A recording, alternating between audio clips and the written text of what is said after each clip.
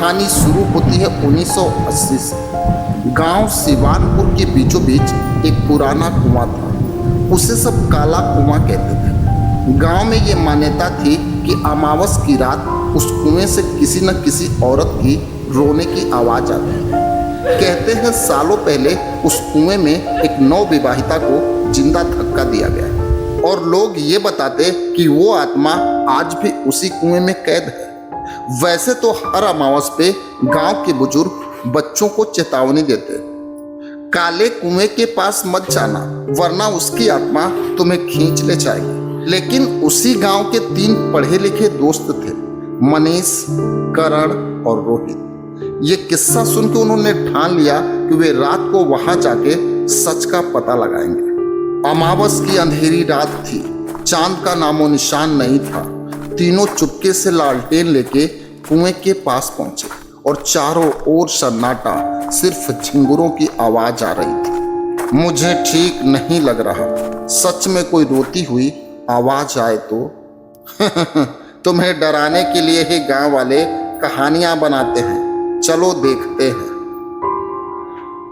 अचानक से कुएं में पानी के छलकने की आवाज आती है, मानो किसी ने उसमें पत्थर फेंका हो, लेकिन किसी ने कुछ फेंका ही नहीं था। और धीरे धीरे कुएं के अंदर से एक औरत के रोने की आवाज सुनाई देने लगी। तुम दोनों ने सुने? कोई औरत सच में रो रही है।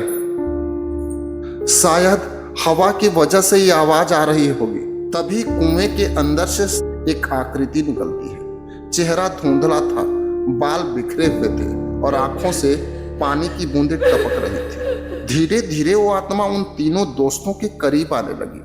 क्यों आए हो मेरे पास?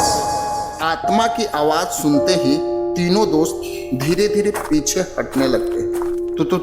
तुम कौन हो? मैं वही हूँ जिसे इस कुएं में जिंदा धकेल दिया गया था। मेरी आत्मा प्यासी है और हर अमावस को किसी का खून मांगती है। धीरे धीरे औरत की परछाई अचानक से बढ़नी शुरू हो जाती। करण चीखने लगा और अगले ही पल उसकी देह ढीली होके जमीन पे गिर गई। इसको देखते ही 2 दोस्त भागने लगते हैं। भागो भागो, हमें वो पकड़ लेगी। मगर कुएं से निकल के वो दूसरे दोस्त को पकड़ लेती है।